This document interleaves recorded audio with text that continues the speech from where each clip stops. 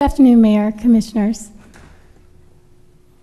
By now, we've all seen the video of Noel Carter sitting passively on the curb, being kicked, beaten, tased by Orlando police officers David Cruz and Charles May. The first part of any organized action, and make no mistake that people are organizing, is information gathering. That is to receive and so that activists can rely on this information to know what is happening. The second part of any organized action is planning, strategizing, developing a list of common goals and demands for change, and change for the betterment of all citizens. The third part is presenting the agreed upon demands, goals, and leaderships with a timeline for implementation.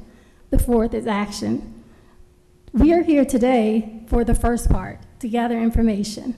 We want to know what the city leadership is going to do about the public, to reinstill confidence in the public. I watched the Chief Mina's presentation this morning on community policing. Community policing is it's one of the good long-term policies that we need for change. But the most immediate thing that we can do as a city and that you can do as city leadership is to instill a zero-tolerance policy when it comes to the excessive force against citizens by the police. Now, I understand that there is an Officer Bill of Rights. I've read it. I know what it says. With that, officers deserve rights, just like citizens deserve rights. Officers have their Officer Bill of Rights. Citizens have the Constitution of the United States, which protects them from abuses against government. In these cases, we expect our government and the people that we've elected to protect us and protect our rights. One of the things, Commissioner Sheehan, that I heard you say during the policing meeting was that you said we have to be careful what we say. And when things are bad, we have to take swift action. I agree with that.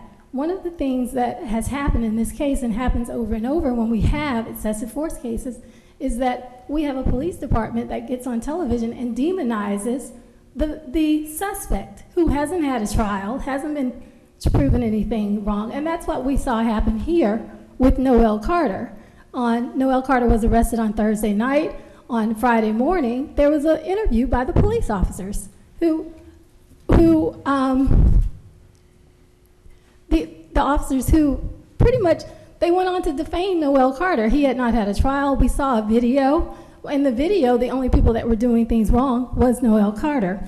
One of the things that I heard you say, Commissioner Stewart, is you asked a question. You said, what does FDLA do in these cases? And the answer was, from Chief Mina, was that there is no policy, but we send it. It is my policy to send it. In these type of cases, I think one of the things that we can do as government is to make policy and have concrete policy. That's what transparency is all about. And require written policy so that everyone will know. Commissioner Hill, thank you for calling me and reaching out to let me know that this will be independently investigated. One of the things that I heard say from you asked about you asked about what happened with these officers, Officer Cruz and Officer May, and the reply was that they have now been placed on plainclothes duty. Well, in the media, Chief Mina gave a statement to say that he didn't think that he thought that there was anything wrong and these officers should remain on duty. There's a difference between saying that they should be in plainclothes duty or remain on duty. Those are the things that we have to watch as government. We have to watch because there's a life at the end of this case. And the life is Noel Carter. Yes, the officers should be protected. Yes, they should be given a fair investigation. So should Noel Carter. And so we should not be on television demonizing him also.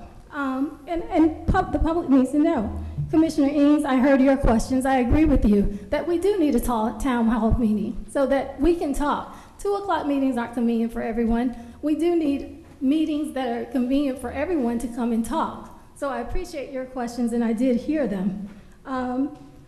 One of the things that we've heard about, we kept hearing how great and how excess force complaints have gone down.